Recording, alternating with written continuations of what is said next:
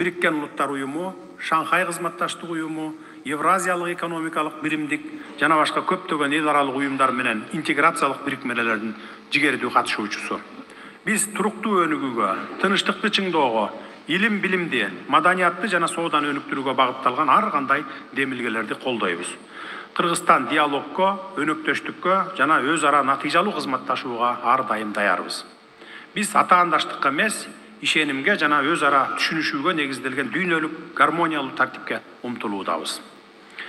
Бүгүнкү курултайдын урматтуу катышуучулары, Кыргызстан өз күчү, талыбаган аракети, ресурстары менен мүмкүнчүлүк аркылуу сапаттуу өнүгүүгө кадам таштадык. Кытай, Кыргызстан, Өзбекстан темир жолун куруу долбоору буга чейин ондогон жылдар бою текчелерде чаң басып калып кеткен.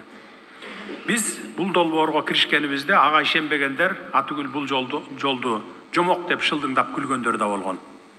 Азыр ал жомок эмес экенине, ишке ашып жаткан кадимки долбоор экенине баарыңыздар күбө болуп отурасыздар. 27 декабрь күнү бул жолдун расмий курулуш иши башталат.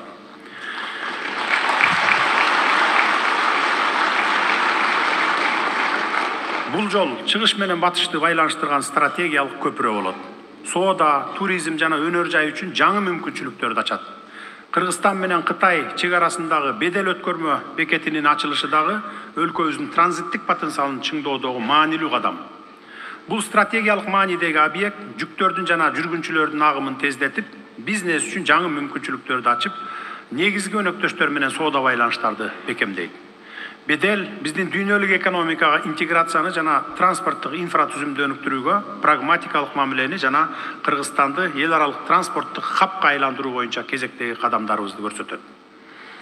Камбарата биргеси муундан муунга аңыз болуп айтылып көптөн күткөн долбоор эле. Бул кыялдагы реалдуу ишке ашууда. Өлкөбүз энергетикалык жактан көз каранды болбой, энергетика менен өзүн камсыздоого өтөт.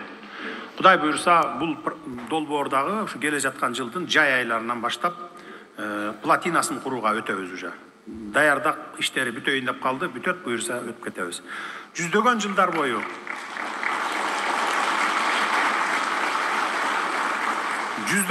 бою биздин рызкыбызга айланган суу ресурсу келечекте өлкөбүздү алдыга жылдырган, экономиканы өнүктүргөн, энергия менен камсыз кылган жана электр кубатын экспорттоочу күч болот. Элдик курултайдын урматтуу делегаттары, биринчи, экинчи курултайларда сиздер аркылуу берилген элдин негизги тапшырмалары мектеп салуу, жол, көпүрө куруу сыяктуу күнүмдүк жашоо тиричиликтин суроо талаптары болгон эле. Бул мыйзам ченемдүү суроо талаптар болчу, анткени чынында эле көптөгөн айылдарыбызда мектептер жок, атүгүл контейнерлерди мектеп кылып окуп калган учурлар да болгон. Жолдор боюнча сөз кылбай койсок деле болот. Бирок бүгүн абал өзгөрдү. Мектептер, балабакчалар, ооруканалар курулуп, жолдор салынууда. Алдыбыздагы жакынкы жылдардын ичинде алыска айылдарга чейин жолдор оңдолуп, мектеп, балабакча сыяктуу социалдык объектилер курулуп, суроо талаптар толук бүтөт. Бул мамлекеттик бийликтин аткара турган негизги милдети. Ага бир эле мисал, Зардалы айылында электр жарыгы менен камсыз кылып, алыска айылга жол салуудабыз. Кудай буйрса, бир жылдын ичинде жолун бүтүрүп беребиз.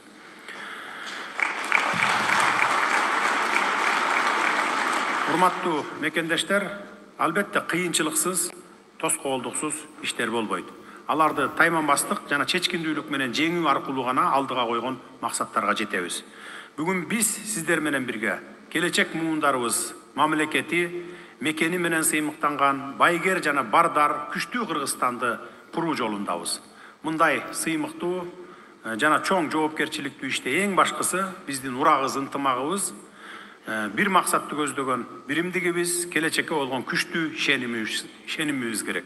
Урматтуу делегаттар, Кыргызстанды улуу өлкөгө айланталы.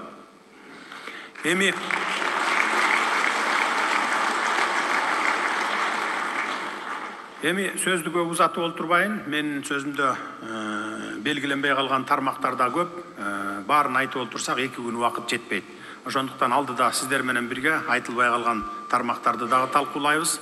Адаттагыдай эле мен ар бир сиздер көтөргөн маселелерди жазып аламын. Анан курултайдын аягында баарына жооп бергенге аракет кылам. Көңүл бурганыңыздарга рахмат.